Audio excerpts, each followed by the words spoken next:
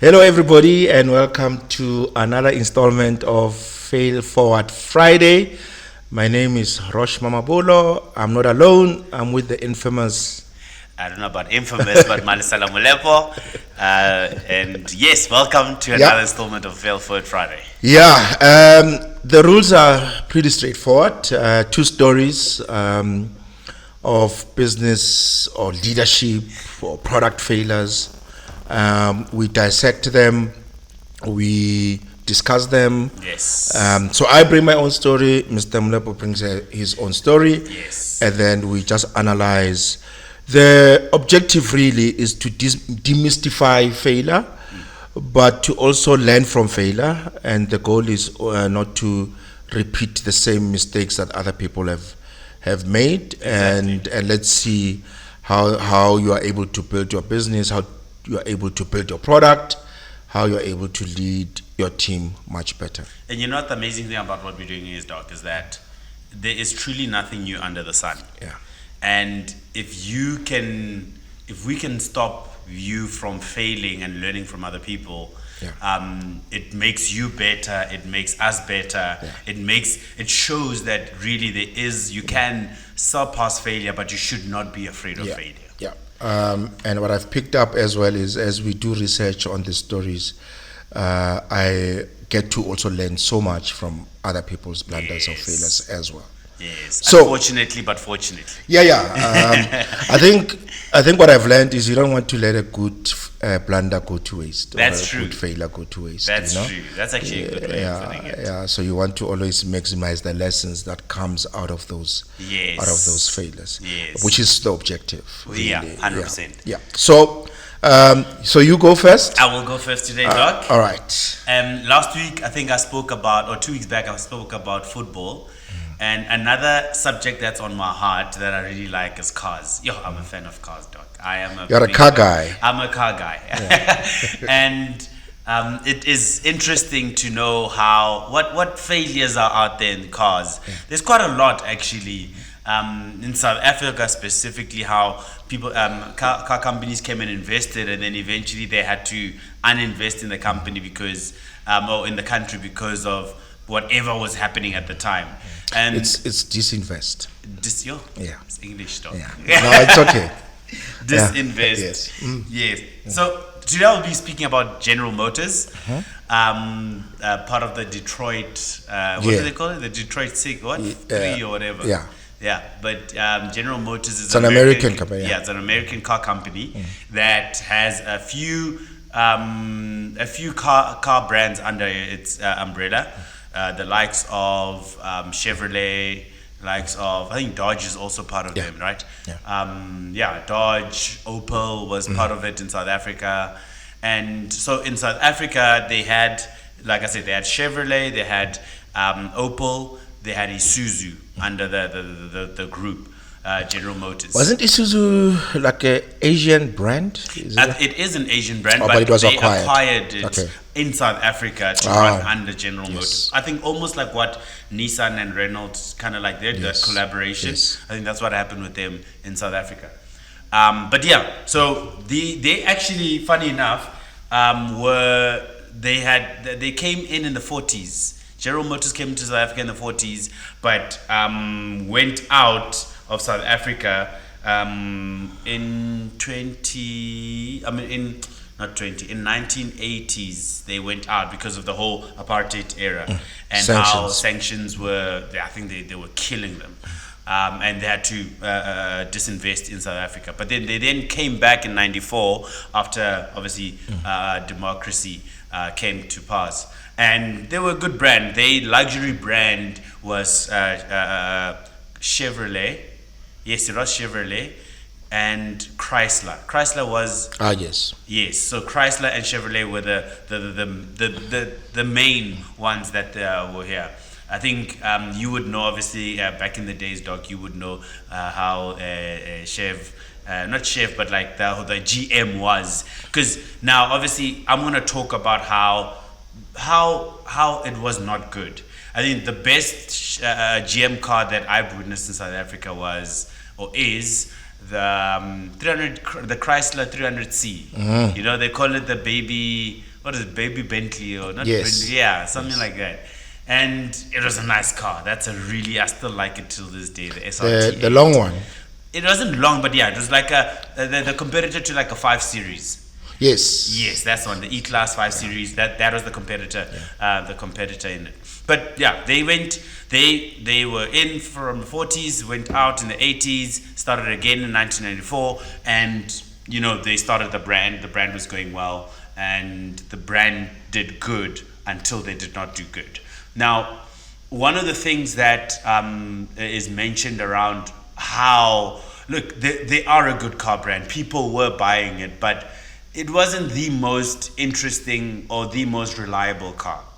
And I think a lot of the people, there's many reasons obviously why they failed, but one of the big reasons was the unreliableness of the car. The cars you couldn't get parts. And the reason I want to paint you this picture of why they failed before we go, I actually want to go into what makes a car brand actually work in any country, because that's one of the researches I did. But let me go back to how they failed. Now, they failed because they did not, they did not invent. They didn't know what the local market actually wanted in that sense. And even if they did, they were too slow to go in. And by the time they went in, other car brands had already taken over. Things like Toyota, and Toyota, they've been in South Africa.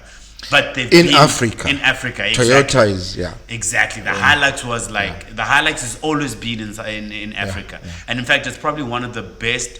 Land Cruiser and the Hilux are the two brands that most Africans aspire to have, because I know in other North African countries or Central Africa, Kenya and them, if you have a Toyota, it's the luxury.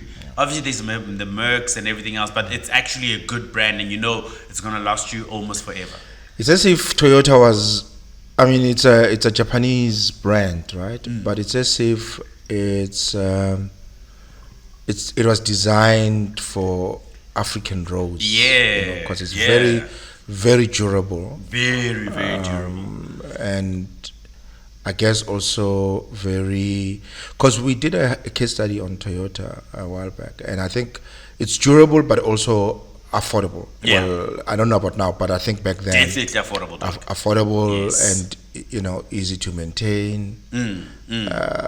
It doesn't break easy.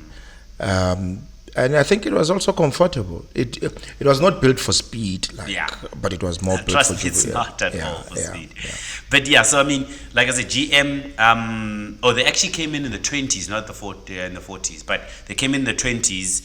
So they were here for quite a while. And it means that they were doing quite well, because if the sanctions was the only reason you had to close, it was something that you also couldn't control. Okay. You know what I mean? So that, yes, but the second time around, it's level grounds now. Why did they not succeed? So again, I'm going to mention some of the stuff. So first of all, the cars were not reliable. Second, they had a market. They eventually had a market. Market share was weak. You know, they didn't have a lot of people that really wanted them.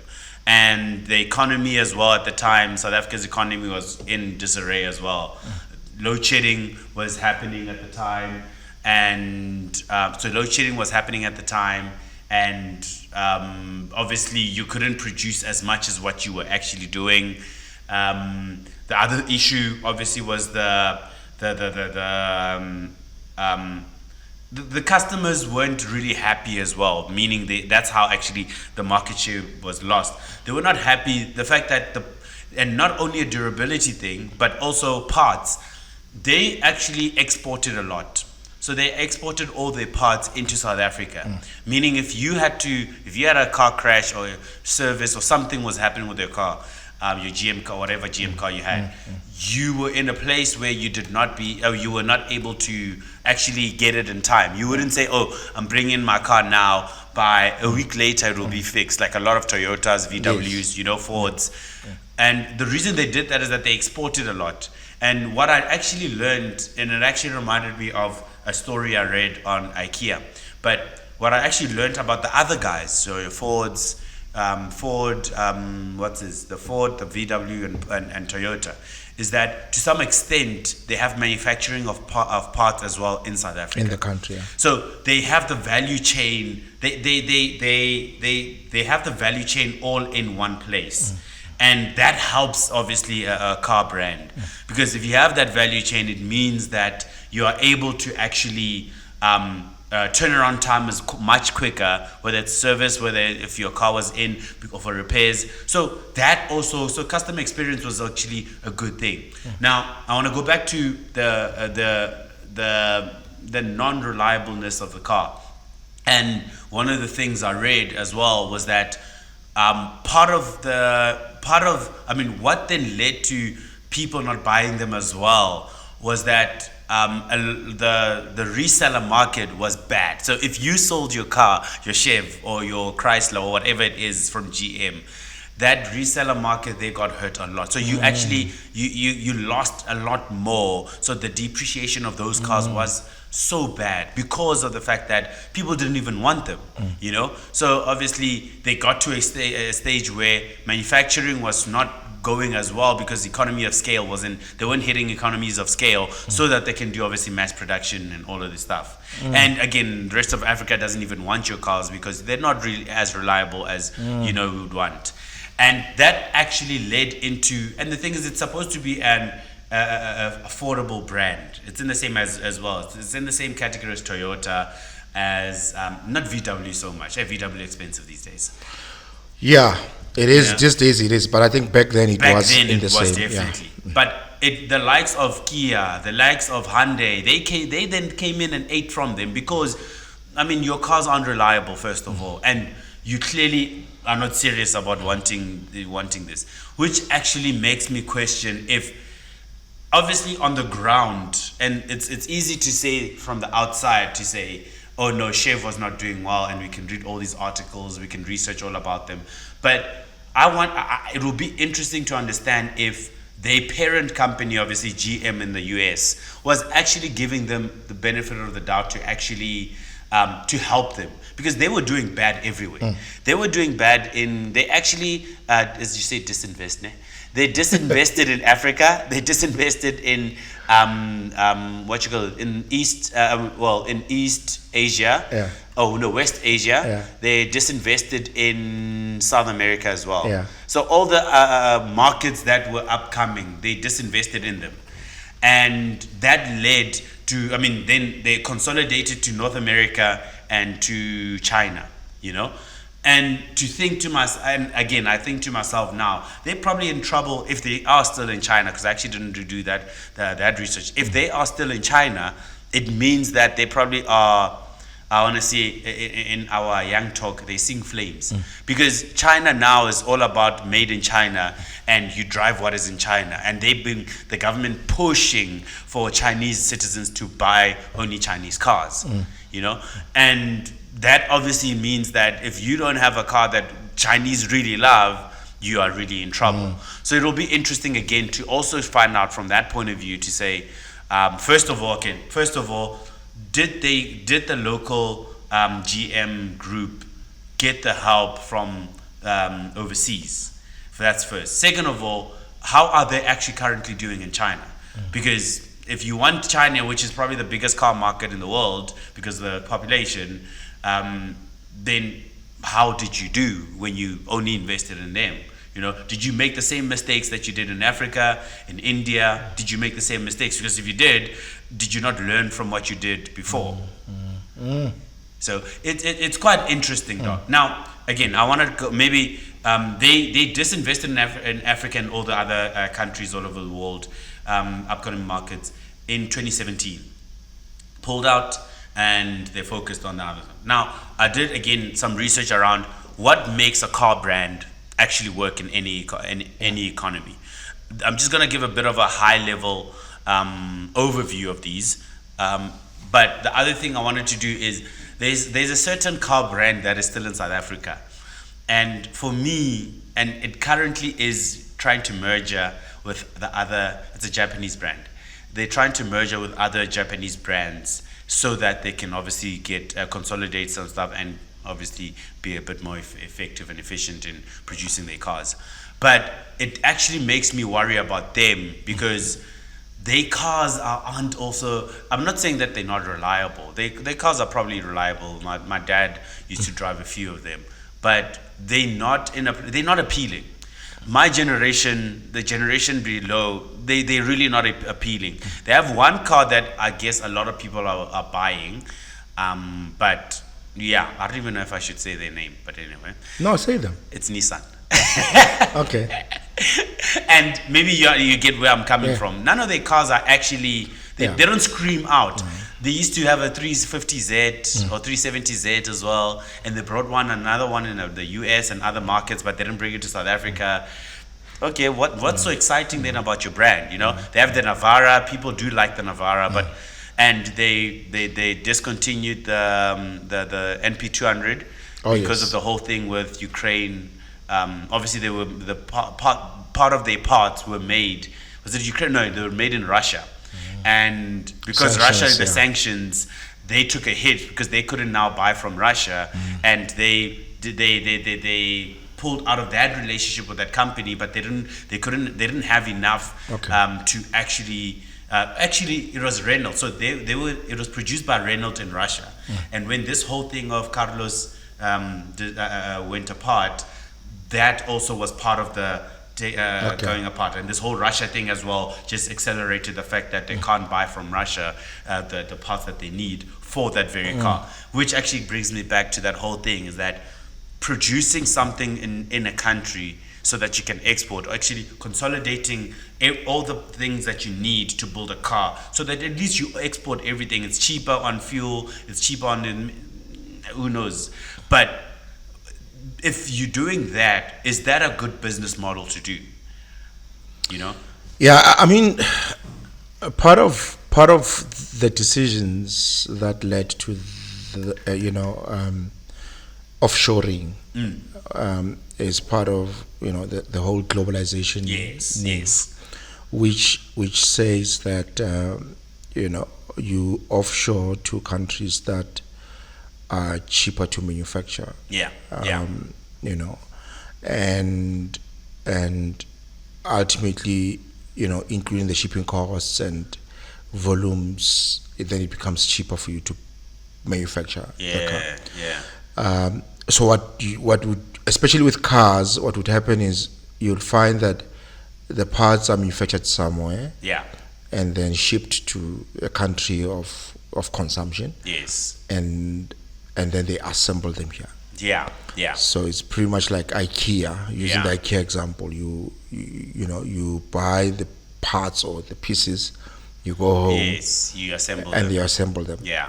But I think part of the complication with how the world, especially if you look at COVID and what COVID has done, is it's now fast-tracked the whole move away from globalization as yeah. we know it.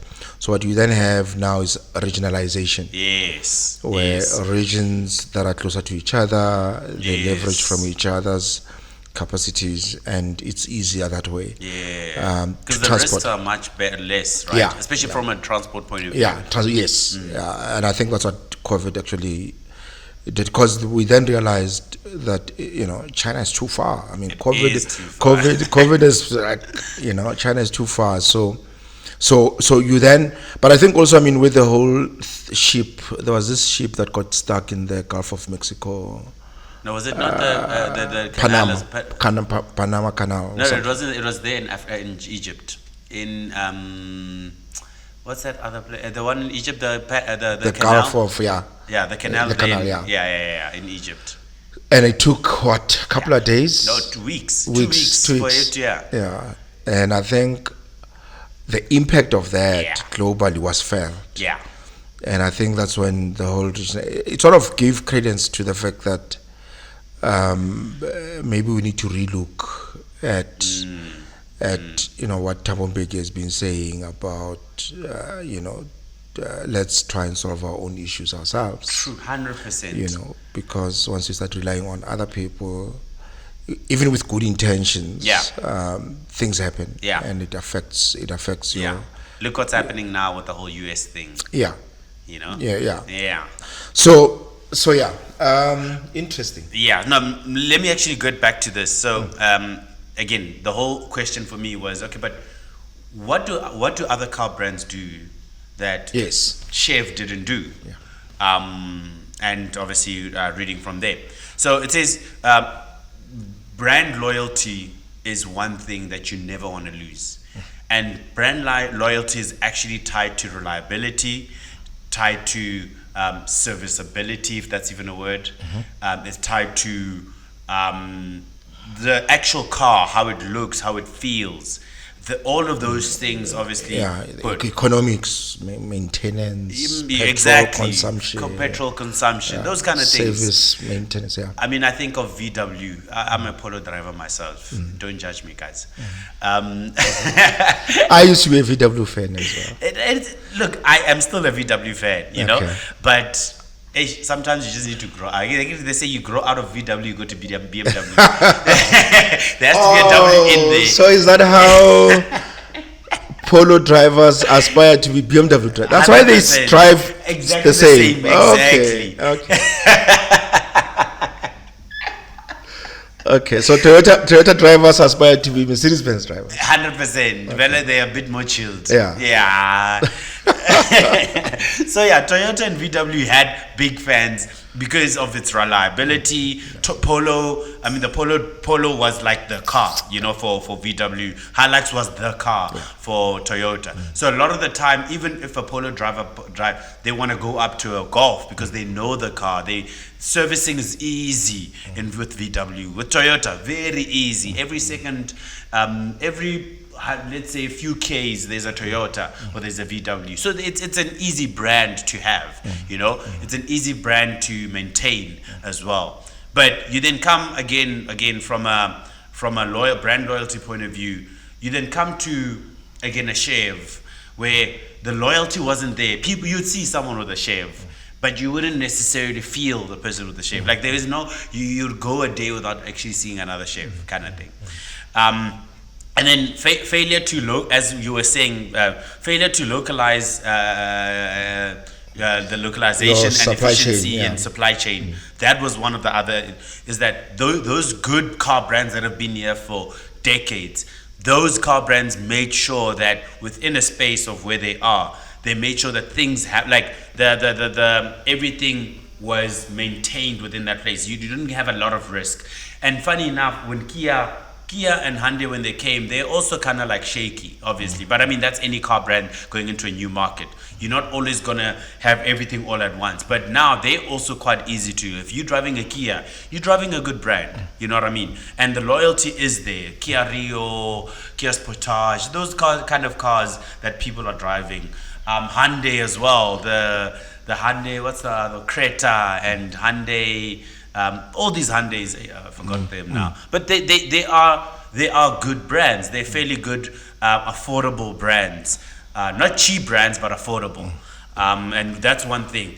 And then the other thing that was mentioned was after sales, which is a bit, and again we spoke about it a bit earlier, but after sales is a very good thing. Yeah. Like if your after sales is good, you have generally a good car brand. Yeah. You know, if you have to scratch your head, it's expensive, or the people don't even know what's happening with the car, or I have to bring my car back every single month because something is not reliable, and you don't have a good after sales, then it's people will quickly lose interest. Quickly lose interest. So okay, so what happened to the brand? I mean, did it just fizzle out, die out, a natural death? So it did die out. It wasn't natural, but it did. They tried their best. I mean, they tried to claw back the market. They tried. In fact, I want to just read you something that I found quite interesting about what happened with them. So it says.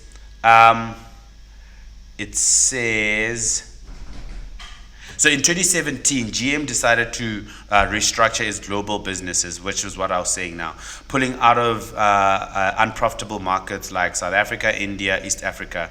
The company chose to focus on North America and China, where it saw greater profitability. As part of the shift, GM sold its South African, which is what I was saying now, but it sold its South African operations to Isuzu.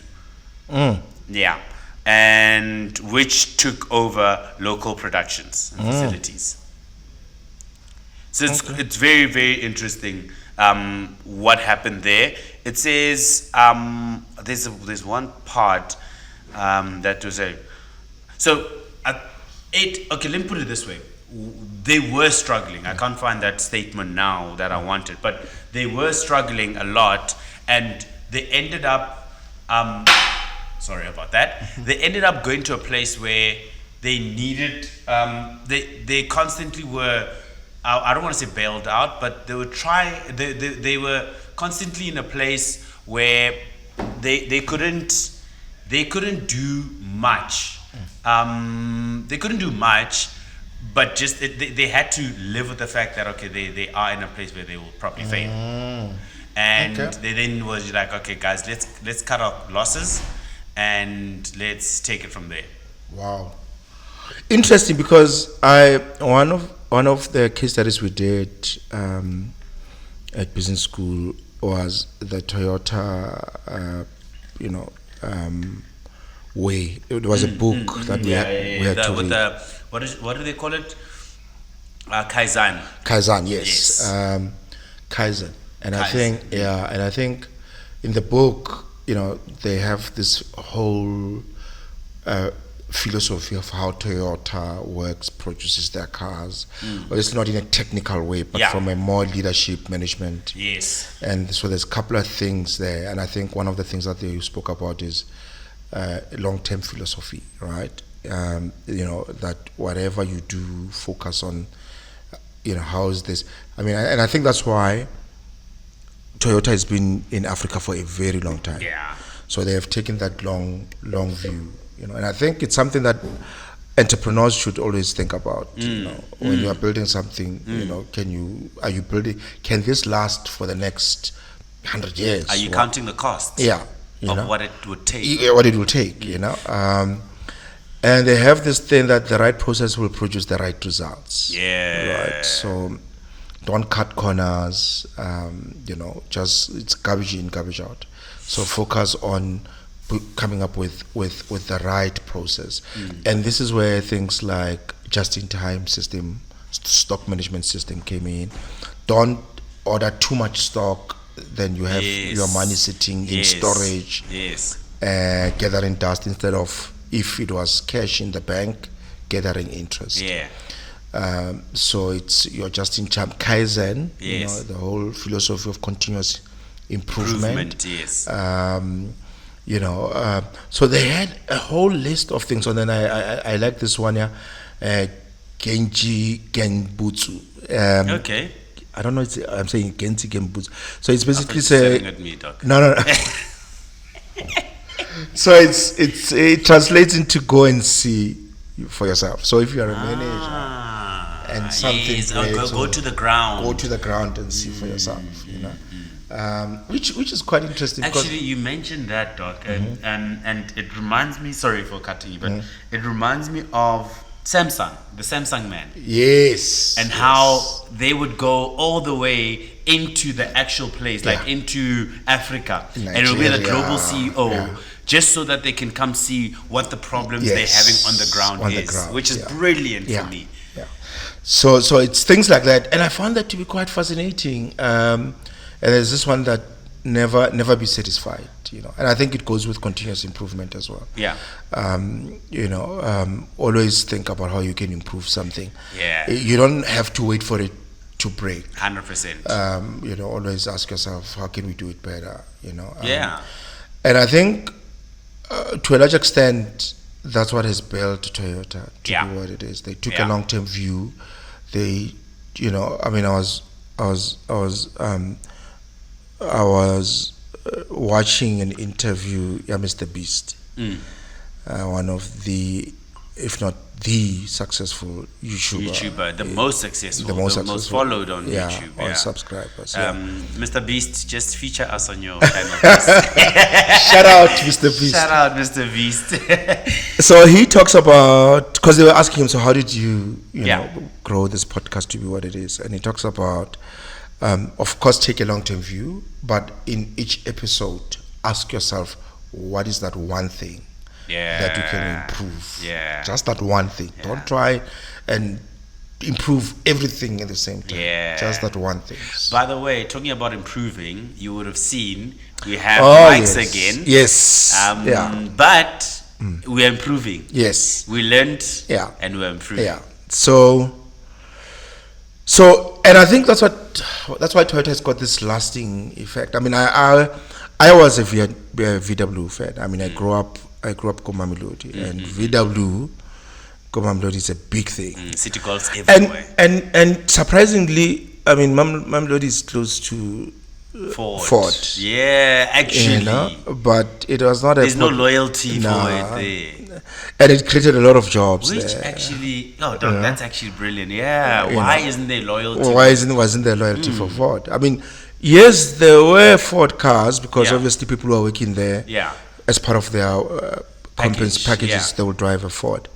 But it was not a popular car. It was not a sought after car. People drove it because it was part of the work. 100%. People worked at Ford because I needed a job and it was there. Yes. But you know, a popular brand back then, needed Caravella, you know. Yes, Caracara. Yes. 2.6 exclusive. Yes. you know them.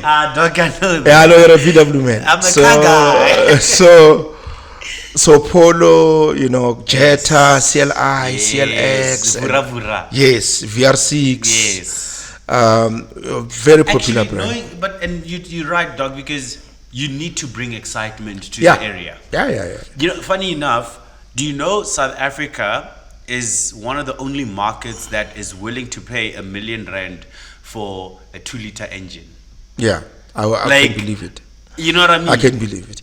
'Cause, I mean, if you want to see how that people love their cars, they will even give it name. You know, VR6 had its own name. Yeah, Livura.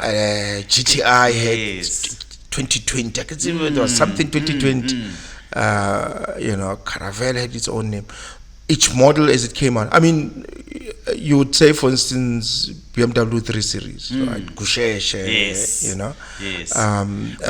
VR6, they also call them a Kurume. Yes, you know.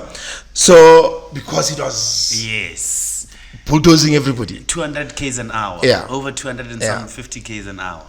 So there's a bit of it. There has to be some appeal to it, which I think GM didn't bring.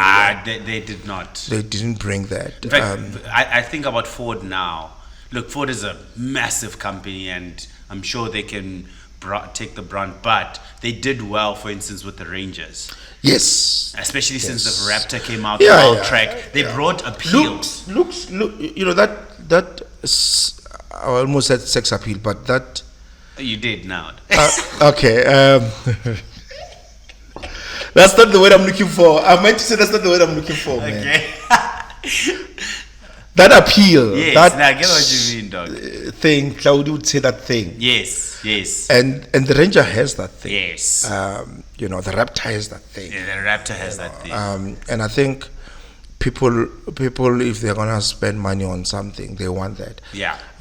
And I guess what I'm saying in a long-winded way is what VW has lost, because now the Caravellas are gone. Yeah. They're replaced by the Quantums. Yes. Right? Yes. Also, affordability is a big thing. Yeah, and affordability is also a big thing. But I think also, one can argue that VW has then also lost that appeal with the other brands. I think what they've managed to keep is the Golf. The Golf is there, the Polo is still there. The Polo is still there, but the Jettas and the other brands. No, Jetta, that's sedan. From the sedan point of view, they hatch and maybe SUV. That's it. Yeah. But I think to your point, reliability, affordability, the fact that there's a appeal, those things from a consumer market point of view, aftercare service, after sales care, those things are important. Yeah. Because I know when I started working, there were particular cars that were recommended for young professionals. Yeah. Conquest, Conquest, Taz, Polo, Corolla, yes. GM was not on the list. Oh, Chevy Spark. They tried, but nah. Interesting. Yeah. Okay, so what's the lesson? I think the lesson, have a long-term view. Yeah. Know the market that you're going in, especially as a car brand, because cars are all about consumers. And if you are not doing enough market research, if you are not, you almost have to do a lot more, not R&D, but a lot more research around who your people are, who's the actual person that you want to sell to, and are they more than enough of those people that you want to sell to for them to actually bring up the status of that. 300C, like I said, I love the 300C. I liked it so much, dog. And one day, for me, it was one day I want to buy a 300C. But that was as far as the appeal went with that, I'll give you another example. Last example was, now that they left, a lot of the Chevy people that have Chevys don't have anywhere to service them except a person a mechanic. Yeah. But even then, to get parts, spares, that's even worse. That one is even worse. You see what I'm saying? So have a long-term view, know your people, have the right processes that at least make sure that after sales and that appeal, that safety net that people have is all good. Okay. On a lighter note, if you want to see other when you travel the continent, the African continent, you get to see other Corollas that you have never seen, like Toyotas that you have never, is this a Toyota? Hey, I'm like, okay, I didn't know there's a but the world, that's how amazing the world is, right?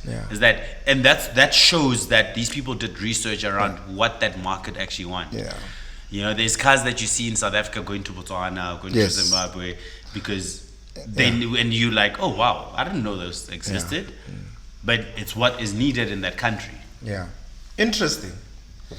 Okay, is that your story? That is my story, Doc. Let's move to you.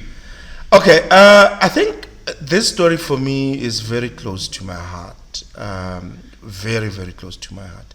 And I think the reason why it's close to my heart is because I grew up with this story. I grew up seeing this brand, or Komams, right? And it was something that when the business died, it broke my heart, because I grew up consuming the products. Sure. So in high school, Komams, there was this center, right, where there was this bakery, and they used to sell this fresh bread. And so there would be times where I have to walk a long distance to go buy this bread. And I'm sure it's one of those where there's lines, because the fresh bread that's coming is absolutely. hot. And And so they'll deliver, they'll do in the morning and sometimes during the day around 2ish, 3ish. And fresh, smelling fresh bread. And something that, if you grow up back then, during apartheid, well, I'm not that old, but back then we didn't have access to shops were regulated. So we didn't have bakeries in townships. Bread would come from outside, manufactured outside, delivered in the morning, right? And I think to a large extent, some of the older brands, they still do that. The difference now is that shops can have their own bakery as well. Yes, there's competition.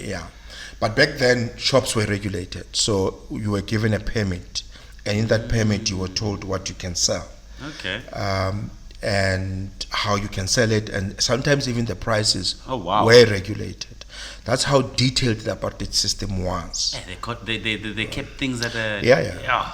What you can put on the shelves, and what you can't even sell. It was that highly regulated. So bread was something that was not, it was accessible, but fresh bread just baked now off the oven is not something that you could get. So there was this man, born in Rustenburg, 1934, grew up during apartheid, obviously. After completing grade 10, I think they called it JC, it was standard 8, I think at some point you could actually then start working when you got JC, junior certificate. Okay. And then later on senior certificate, which was grade 12 for matric. Right, so he finished grade 10. And then, I started looking for a job, got a job at a bakery for this Greek guy. Very fluent in multiple languages, this guy. And I'll tell you. The Greek guy? No. Oh, the black guy from Rustenburg. Yes. Worked for the bakery for years, got the skill on how to bake bread. And then decided I want to start my own bakery. Yeah. But the problem is you needed a permit. Yeah. And permits were only reserved for certain types of businesses. Yes. And bakery was not one of them. So he applied for a permit. He fought the apartheid system. He only got the permit after 8 years. Wow. After 8 years of fighting. After 8 years of... That is persistence. Yeah. Then even when he got the permit, he was not allowed to open his bakery in Pretoria or in town, for instance. He had to open it in a rural area, right? Rural, not even not a township. Not even a township. No. He had to open it in a rural area. And then his permit was granted in 1978. And then he established that thing. Started operating in the then Bophuthatswana, which was a homeland, in Garankuwa. Then he established his first bakery in Garankuwa, the first black-owned bakery in the country. Oh wow! Okay. Right. So he's a pioneer. This guy, Well, I mean, if you did it for 8 years trying to find out the system, it means you're a pioneer. Yeah, he's a pioneer. And then of course, then opened in Garankuwa. Then started expanding. So, question. Garankuwa at the time it falls under yeah. I mean, well, the Garankuans will kill me when I say it's a rural. No, now classified. Yeah, it was classified. Yeah. Well, maybe not now. Yeah. But back then it was classified. Because it was starting and cool. So it was classified as not a township. Yeah. So if it's not a township, you can decide what it is. But it was not classified as a township. So Sosha was the only township that side. Yes. So then he expanded because it's not too far. Right now it falls under Pretoria. Yes. Yes, so it is. It's in the surrounding neighborhood, and then he expanded, opened in Mabopane, called Molope Bakery. Okay. So the guy's name is Sam Molope. Okay. And then opened in Atteridgeville, opened in Mamelodi, right? And that's how I got to know him and what he was doing, And because he was the only black bakery, there were not a lot of bakeries, and so we flocked to his thing. So he did very, very well. So he's running these outlets in Atteridgeville, Mabopane, Garankuwa, Mamelodi, right? So it's a Pretoria brand, so to speak. Yes. I think at some point he was employing about 8,000 people. Oh wow! Right, and it was a serious business. And I think at the time I was very passionate about business. I mean, high school. Yes. Here's this black guy doing this thing. It was quite inspiring.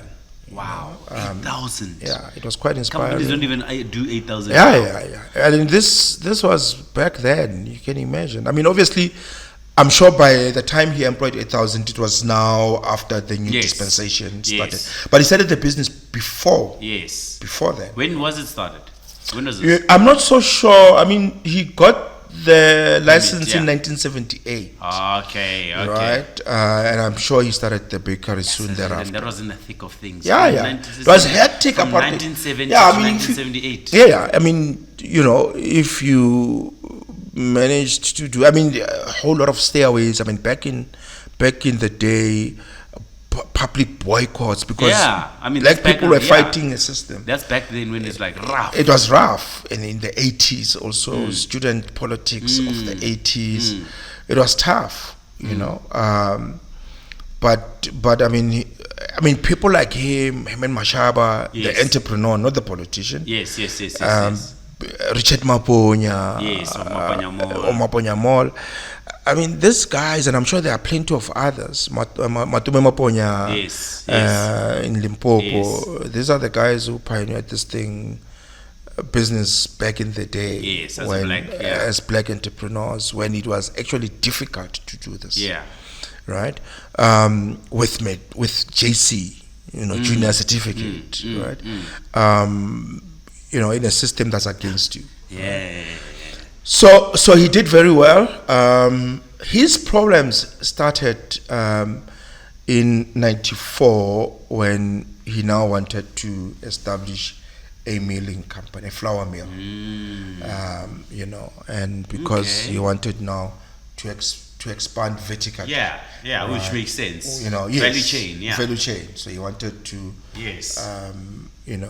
control the value chain. Yes. And it makes sense that you then have your own milling plant, and then probably also as you vertically integrate backwards, Yes. you'll then have your own farm where you are Yes. doing maize meal and whatever, Yes. feeding into the milling, feeding into the bakery, right? And probably have your own shops as well. So you then own the value chain, and then he needed money to do the mill, because it's quite a costly exercise.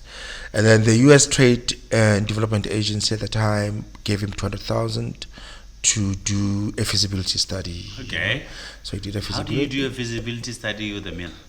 Because as a black entrepreneur, there's a whole thing that probably you don't have enough collateral to fund this thing. Okay, And okay. the people who are going to fund you, they need to have all these things. Yeah. I mean, and these are the things that are always put as hurdles for black entrepreneurs. You need this, you need this, you need this. Yeah. But if you're someone else with a different background, Yes. they don't put these Yes, things, okay. requirements, right? But I think then he needed money to Yes. to do the thing, and then came this guy called Anthony Simon Bock, Okay. who then came and says, you know what, I can help you, but I need 50% This man is asking for how many? of the business. Well, at 80 million. So then they agreed, but Sam Molope says he has never seen a cent of that amount. Are you serious? Yeah, he's never seen a cent of that. And I think that's where the problem started, because he was now trying to expand the business, right? And he needed funding. They took advantage. Yeah, and then the guy came, and the money never materialized. Instead, assets from Molope Holdings were systematically stripped away, and sold without his Knowledge. but also receiving the proceeds from those sales as well. So you didn't even receive? No. What? So, but it was done in a systematic way. So, 96, then they decide we are going to list, because we want to raise funding. Yeah. Remember, to build this mill. Yeah. So then they list on the JSE, and then they then say we are bringing the current president. Back then, I think he was in business. He had left politics, I think. if I'm not mistaken, then they said, no, we'll bring Cyril Ramaphosa to be the executive chairman. Yeah. Executive. Okay. Because now the business is expanding Yes. into uncharted territories. Yes. So we need someone that, people Someone that know. who will bring political clout. Yes. I mean, it's the same thing with lawmen. Okay, okay. To say we are putting you on the board Yes. because some people argue that this is what the private sector does. They bring all these politicians in as part of the board Yes. to protect their interests, but to also make sure that they represent their interests. Yes, well, in the political space. In the political space as well. Right? So, the argument by this Anton Bok is we bring Cyril Ramaphosa. He's got the political muscle. I mean, this is a guy who was close to negotiated the constitution of the country. He was very close to the then president Nelson Mandela. So we are bringing him as the executive chairperson, and you, Sam Molope, you become the non-executive chairperson of your own business. Imagine. Now we are getting him. But then what happens is, and I mean, I'm saying this with all humility and due respect, Ndate Molope was not a sophisticated, JC can be intimidating, the language, the legalities, deal structuring, the whole thing. Over his head, basically. Yes, and if you don't have, if you don't have the experience, it'll eat you up. They'll eat you up. Because some of these things, I mean, Cyril Ramaphosa apparently became the CEO, the executive chairperson, rather. But basically, he was the CEO, right? Yeah. Because you are ran there, everything. running everything. And Tademuse Molope says there was no contract on how he was going to be compensated as the executive chairperson, and then of course, the business started slowly being stripped, and it started going down. Doc, once upon a time, one of my other mentors said to me, first time I sat with him, he's like, you never go 50-50 in any business. Yeah. No, I agree, because it's a control thing. It is a control thing. Yeah, it's a control thing. You'd rather have one person saying this and then you fail, and then you move forward. So apparently, in his defense, he refused. He said, no, I can't go 50-50 on Molope Holdings. Yeah. Then this guy, Simon Bok, then said, no problem, I understand. Then he registered Molope Group. And in registered Molope Group, then that was 50-50. Right, and then the deals and the transactions were happening in Molope Group, right? Imagine they're selling things from Molope Holdings from Molope Group. Like, how is that even? Yes, that's crazy. Yeah, by 2001, the Molope empire has been dismantled, and then the company was then sold to Rephold Group for 300 million. Who's the Rephold Group? It was another, some of this. I think, if I'm not mistaken, Cyril Ramaphosa was also part of the directors or something then. So it's a complicated scheme, right? It's a complicated. I mean, if you think about, and to your point that you never sell, you never go 50-50. Partly because it's a control thing, but partly because there has to be a leader. There has to be a leader. Because then what happens is the Cold War happens. Yes. Who makes the final... Exactly. Who's got the final veto power? Yes. Because if it's 50-50, then we're deadlocked. Yeah. It takes forever to resolve some of these deadlocks. But I think also, I mean, if you think about Kaizer Chiefs, for instance, Kaizer, I think, sold 49%. I can't remember who he sold it to. Sold 49% shares in Kaizer Chiefs for a while, and then because he has the final say, the final decision making. You also have the final decision making in terms of should the person who holds 49% decide that they want to sell their shareholding. I have the right of right of refusal. Yes. And then when they wanted to pull out, then he bought back his shares. Yes. But I think with Ndate Molope, it was so complex that because it was growing too fast. Yes. And it's sort of. And I guess some of it is part of its excitement. Yes. So you'd rather go in because you never know. Yeah. You have all in good intentions as well. Yeah. So what are the lessons from this thing? I mean, obviously, I think for me, from a positive point of view, is the power of resilience. That he was able to build this thing Yes. against all odds. Yes. Persistently, fighting the system to get a license. Starting a business in the 60s and 70s. Yeah. It's not as easy as it is Yeah. now. I mean, just to register. I mean, I can imagine you're a black person, you want Yeah. to register Yeah. a CC. I think back then it was CC, so Yeah. it's not even PTYs.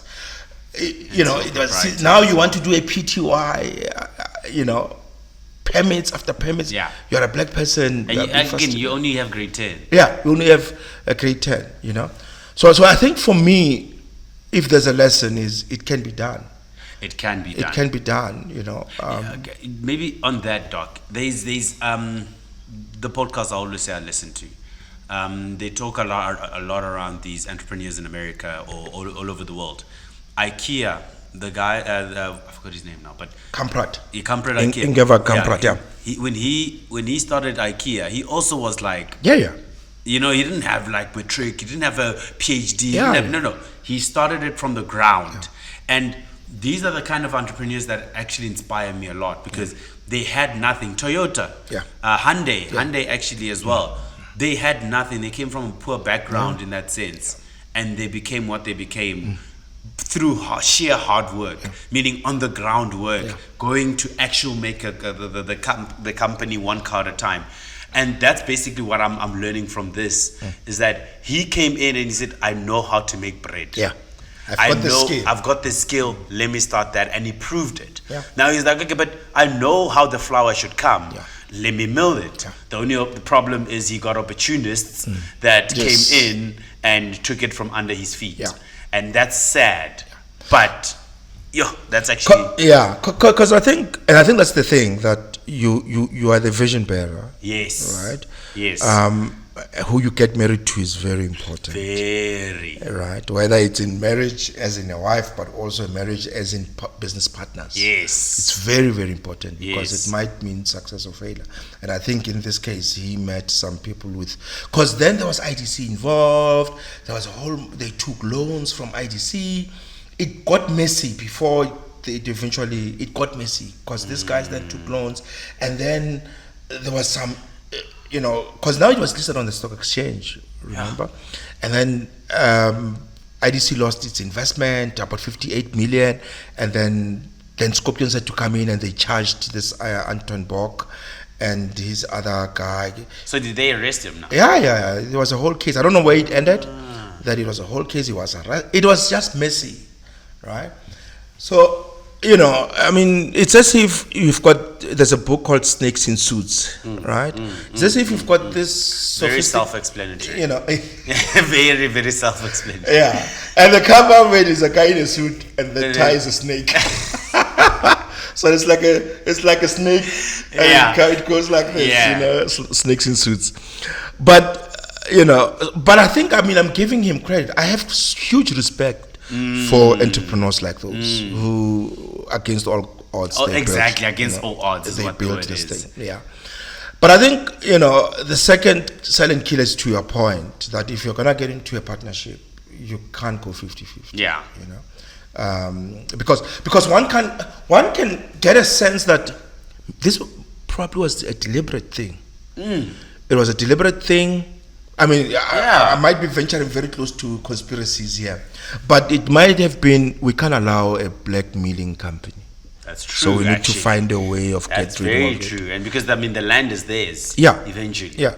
It means he's actually going to outmill everyone. Yes. So it's like, no, we can't allow. So it's similar, and I might sound a bit controversial, and I think Nondumiso Madlala might actually. The guy who started Soweto Gold, I don't know if you know Soweto Gold. The beer. The beer. Yes. And where is that beer? Because it was coming up a few years back. Yeah. He sold it to Heineken. To Heineken. Oh, okay. And we never had. Well, I'm not a beer person, so I wouldn't know. Yeah. But it was making noise, and after COVID obviously happened. Yeah, COVID happened, but that's when they bought it, right? No, I think I can't remember if it was during COVID or before COVID. Okay. But after the transaction took place with Heineken, you know. Yeah, nothing ever happened out of that. We never got to hear about it like before the Mm. transaction. I know what Nondibiso is trying. The reason of for his sale is because he wants the brand to go international. Yeah, and yeah. get Recognition yeah, and all over the Heineken world. had that platform, Yes. right? But I don't know if he eventually got the brand to be there. I mean, obviously he made lots of money, Yeah. you know, but did it get to that level? You know, it's like contrary to what's happening. When the guy sold WhatsApp Yes, to Facebook. to Facebook, to Meta, WhatsApp still continued, Yes. right? In fact, it got more features and improvements. Yes. But don't you think that's a bit of a different story because of the fact of how there's probably more companies that we don't know that Meta bought? No, for than sure. those To that get we rid know. of, no, Yes. absolutely. Yes. So, I mean, you remind me of a story of, I don't know if I've discussed the story with you, of this guy, I think I did, of these guys who, they were doing nappies or something in the US. Initially, I thought it's an urban legend. I was like, no, there's no way this can be true. But apparently it happened. And I think Amazon wanted to acquire them, and they refused. And in fact, when they put the transaction, they overvalued the whole thing. And then Amazon said, no, this cannot be the right price, da da da da da. And the guys, but intentionally, they were refusing to sell their business. And then Amazon said, okay, fine, you refuse, no problem. And what Amazon did is they then come up with their own product. Yeah. And no, they got other nappy producers, Yeah. and they subsidized them, right? Okay. To almost half the price that these guys were selling at, Just so they can kill him off. so that they can kill these guys off, right? And then obviously customers went for cheaper products, and then and they probably bought this put one. marketing in there like, Yeah. so it looks like it's a good brand for half the price. Yes. And over a period of time, these guys Corporates are had snakes. no choice but to They don't play fair, shut these down. guys. Yeah. Either you, it's like you're being arm wrestled, Yeah. and we'll see. We're not gonna fight with you. We'll just arm wrestle you to a point where you, like with wrestling, you tap out. Yes. They said, okay, fine. We'll just press you down until you tap out. Facebook and Kuncha, what's that other one? That one actually for a while they got away with it. But Facebook did the same with Snapchat. Yes. Where Snapchat, though, they were very resilient because then at least they had a good market. But eventually, even now, Snapchat is like very low. It's a shadow of its former self. Yeah, it really is a shadow. So, I mean, you look at the Molope thing, you can't help but think, but what was the objective here? Because this thing was growing. Yeah. It was growing. It had a market. It had huge potential. So they took advantage of the man. Yeah, but I think also there's a whole thing, and it comes back to our discussion in the last episode about the dangers of business and politics. And the whole thing coming with the mixing. And I'm not trying to cast any aspersions on President Ramaphosa, but I think there's a thing to be said about this whole mix of the two. Yeah. It always doesn't end well. Yeah. That there's this, I mean, what you continue to see in the US happening now. Yeah. With business and politics, coming together. And I think that's what Putin was trying to say to the guys there. The oligarchs, to say, stay out of politics. Yes. Do business. If you do business. Yes. Don't try and meddle the two. Stay in your lane. Stay in your lane, because this always doesn't end very well. And I think that's what happened to Kantate Molope as well. But yeah, I think this is a story of of black entrepreneurs, their ability to build massive businesses. Yes. But there's always the danger lurking around. Yes, especially if you don't know. Yeah, especially if you don't know.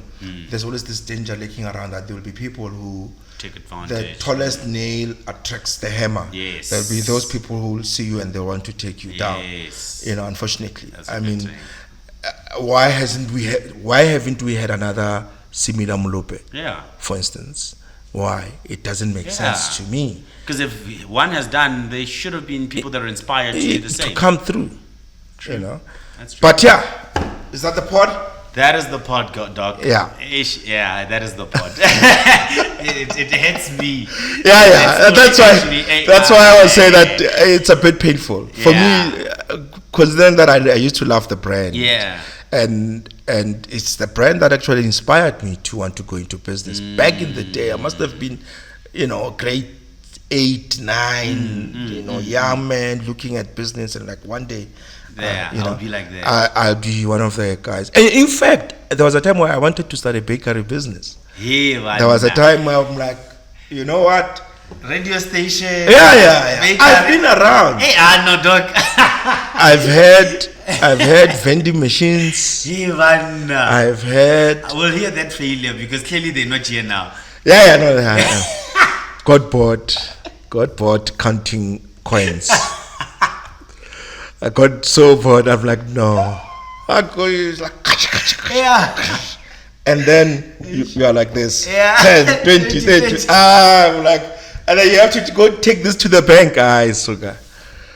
In the plastic. Plastic, transparent plastic. Yeah. No, I'm like, no. Okay, there's 10 of these. Yes. You put it. I'm like, My no. dad had a taxi, that's what I'm saying. Is it? We counted as Yeah. I did this. I think I had them for like a year, and I walked away. But I think it's a good business when you are young, like a high school student, university student, extra money. Yes. In That's fact, actually very yeah, cool. it's a very good. I've been around. I mean, there was a time where I could have secured a franchise for. And don't laugh at me, because a friend of mine, TJ, laughs at me. I had an opportunity to own a CTM franchise. Hey, man. You'll be selling tiles now, dog. I'm selling tiles. Ceramics. Yeah, ceramic tiles. I walked away. Yeah. During the BE days, they were looking for black empowered. They wanted to get into townships. Yes. And the strategy was we want to get black franchisees. So I went through the process, a rigorous process, psychometric, what. Went through everything, drafted a business plan, projections, everything. Submitted everything. And I remember the chief operations officer, I forgot his name, may his soul rest in peace, because he perished. There was this whole thing with the CTM executives who perished in a plane. I think they were coming or going to Cape Town. And that's when some of the corporate entities decided to have a policy where they're saying executives fly together. That's, I think that's what informed that policy. Okay. Because the bulk of them, Ravazotti, I can't remember, because it was a Greek Italian thing. So I remember having a meeting with the guy. He says, I like you.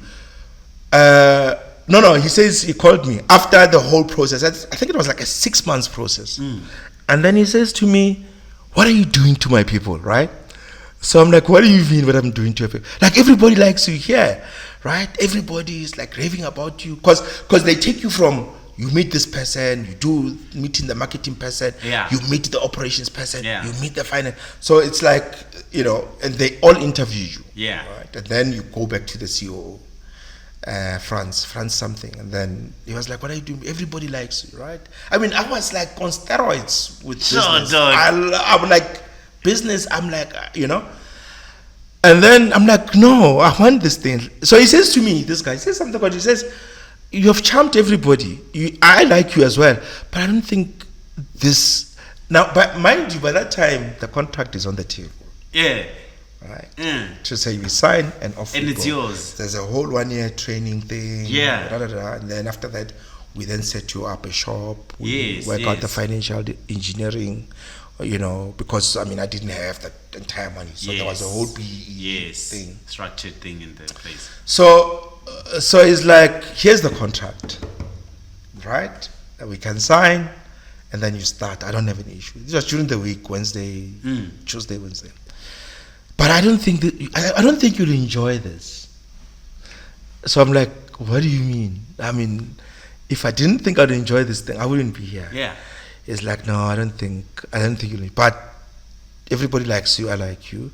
Let's make a deal, right? It's like, okay, this is your contract. It's got your name in it, everything. We can sign now and we go. Yeah. But I want us to make a deal. I was like, okay, what's the deal? He says, okay, where do you stay? I tell him, stay in Centurion. He says, okay, The biggest CTM store in Centurion is the one, well, back then, I don't know about now, is the one next to Mainland Mall. Okay, so it's this one Yeah, behind. just across the road. You know, because it had Ital Tile as Yeah, well. Ital Tile, yes. You know, so it's like, I'm going to call them. Do you have commitments over the weekend? I'm like, no. He says, okay, I'm going to call them. You go there, you work there Friday afternoon, Saturday, Sunday. Yeah. And then Monday, if this is what you like, come back, we sign, we go. Press play, right? I said, okay, cool, no problem. So he arranges, right? Friday after work, I go. It was towards the end. They were closing up, catching up. No problem. Introduce myself. Saturday morning, I go. The whole day. Yeah. Sunday, I The go. whole day. The whole day. Long story short, Monday, I never went back. I never went back. I saved you. Yeah. He saved you. He did. Actually, Doc, I want you one day, hopefully soon, to do an episode on just finding out how that very BEE thing went. Yeah. Because opportunities sometimes make people think they want something. Yeah. And what you're saying now is very important because you might want something more than what you actually think you do. Yeah. And you get into it, you're like, oh my goodness, what was it? What did I get myself into? You know, and I think, I mean, when you look at Ntate Molope, he wanted to grow the business. He wanted to grow the business. But once he got in, I mean, it's a pity he got. So he says he wanted Professor Wiseman Kutlu, I think, to be the chairperson. But I think he was not available or something, so he couldn't. But I mean, respected professional, one of the first CAs in the country, Professor Wiseman Kutlu. But I'm not so sure if he had the political clout like Cyril. Yes. Like we Cyril don't had. need political sometimes. Yeah. Sometimes you need it to work. But sometimes you find yourself in some space where you are like, I'm not sure. Count the cost, basically. Yeah. This time, I needed to be honest with myself. You stand the whole day. You have to smile the whole day. dealing with people the whole Dealing with people the whole day. I was not as passionate about tiles. Maybe if it was a library, where I love books, exclusive books, you know, tiles. I'm like, no, you know, and I'm like, no. Being honest with myself. And somebody said to me, I don't think this is your business. This, I was like, no, I don't think so. Someone who's not from CTM. Someone who knows me personally. I was like, no. Not you. But because I also can't imagine you, dog.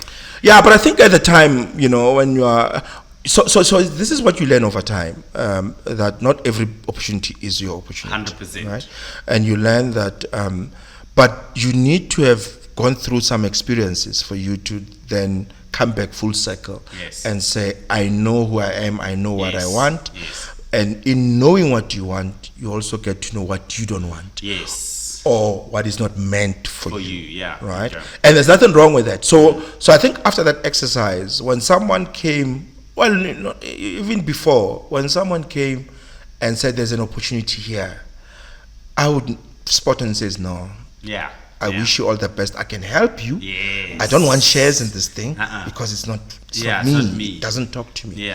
And I now can confidently. Before I could do it, but after this whole experience, I can confidently know what's because before you'd always regret. You say, maybe it was an opportunity. Maybe I could have partnered. But after the whole CTM thing, I'm confident that I know what's for me and what's not. I mean, we can talk. There was a time where I wanted to get into mining.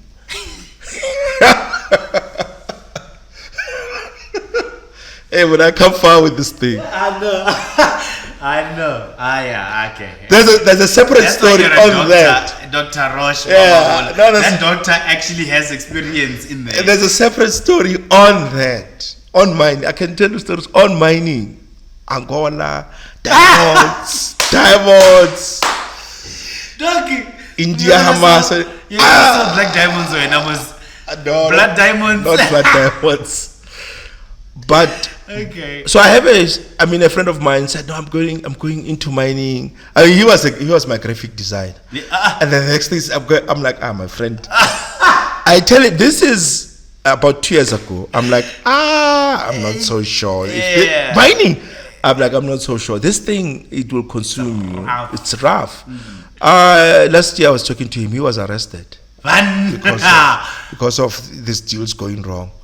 It went bad. I mean, when I spoke to him, he just came out of, he was sick, he was not feeling well, a week after prison. And he says he was framed, the deal went wrong, so the people who wanted the deal framed him so that he can be arrested and get out of the scene. To put a deal together, it can take you 6 months to a year to put a deal together, and even then, it's not a guarantee that the deal will go through. Right. So if you spend time trying to put 2 deals in a year, it might take you 12 months. And at the end of 12 months, you've got nothing to show for it.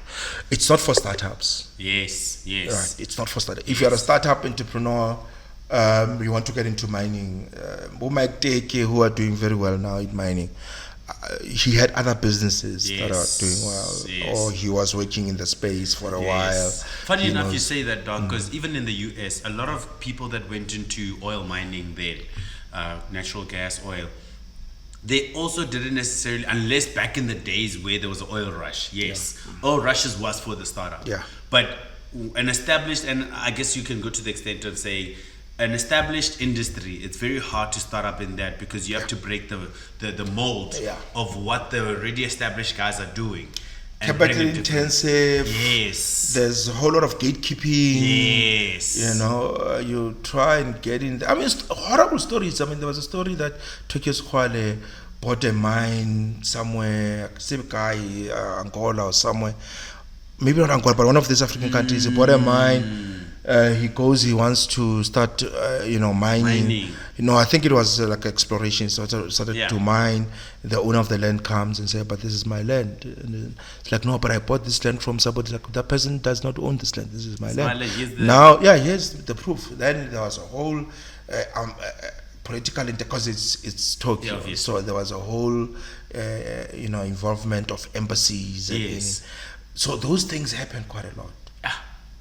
And there's heavy money. And I've heard the stories of China and the mining and everything as well, where people will send product, for instance, and then the Chinese will get there and say, no, this is not good grade. Come get your material. Like, how are you going to get, you know what I mean? Now, and they know you're not gonna get it, so they're gonna buy for the cent. And I'm like, but I hear you. That is the pod. That's the pod. Now it's the pod. All right. Thank you so much. Thank you. Like, subscribe, comment. We are seeing your comments. We appreciate your comments. Keep them coming. And we are failing forward. And yes, we are failing forward. So we'll have an episode purely on my story. I can write a book. Let's make if next week we don't have a guest, you are telling all the stories and I'm asking you all of these things, please. Because this is interesting. We'll talk about, I used to own a butchery. I used to own vending machines. I tried to get into all manner of, it's like an adolescent trying to find your identity. Until you say, okay, this is it. This is me. Just talk to me and that's it. Okay. Thank you so much, guys. See you next time. And all the best. Right. Sure.